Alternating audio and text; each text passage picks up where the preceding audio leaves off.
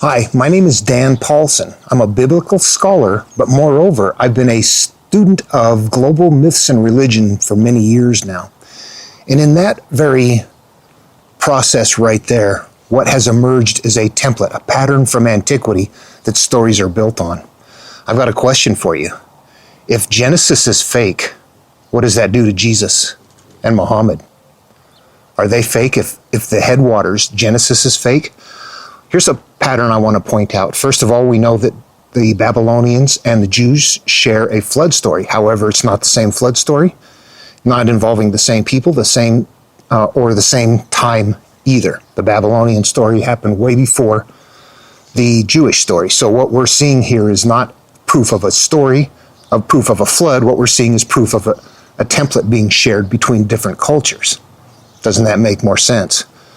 Here's something that is not as obvious, but I'm going to ask you to provide input.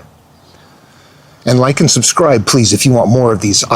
This is just the tip of the iceberg. Okay, so here's what we have in the Babylonian creation epic, the Enuma Elish. What we have is the creator god, Apsu, creates everything, and then while the world goes bad, he's not around at all. Apsu returns when Marduk, the called hero, is there to destroy Tiamat, and there's a restart that happens. So Marduk is the called hero. So Apsu is the one who creates everything, then disappears while it goes bad, and it comes back to recall Marduk to survive and for the restart. What do we see in Genesis? Cain leaves the presence of the Lord.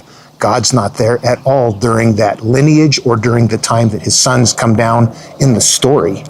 Sons come down and violate the beautiful daughters of men and create conditions for the world to have to be destroyed. And what happens? That's when God returns and calls Noah for the destruction of the world. All right, let's look at them side by side without all the detail. Babylonian creation, Apsu creates all. Genesis, God creates all. Apsu is gone while his creation goes bad. God is gone while his creation goes bad. Apsu returns when Marduk is called for the restart. God returns when Noah is called for a restart. Do you see that? I sure do. That's the same story. In fact, we're going to see that reoccur again in Genesis at chapter 12 to 17. It's a longer version. What happens is God puts Abram and Sarai into a land of famine, Canaan, and then is gone. What do they have to do? They have to go to Egypt.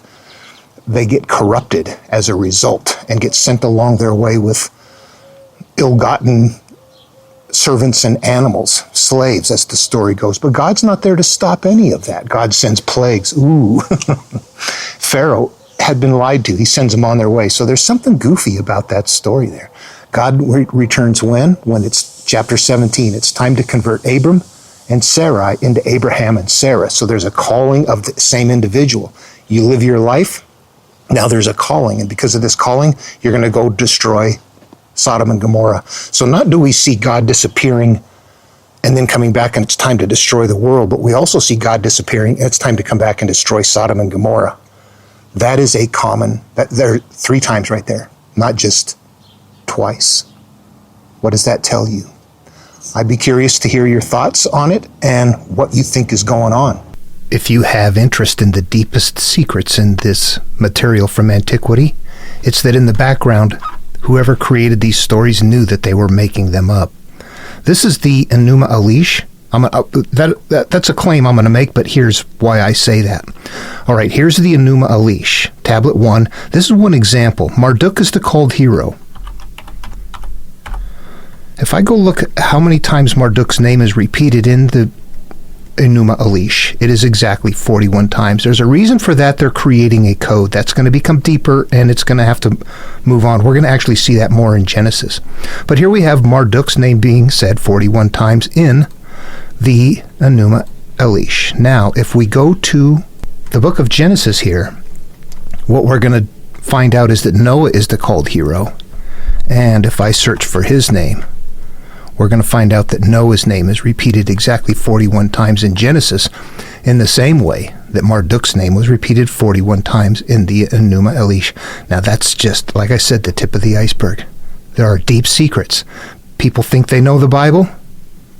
They don't. All right, that's it for this video. See you in the next one.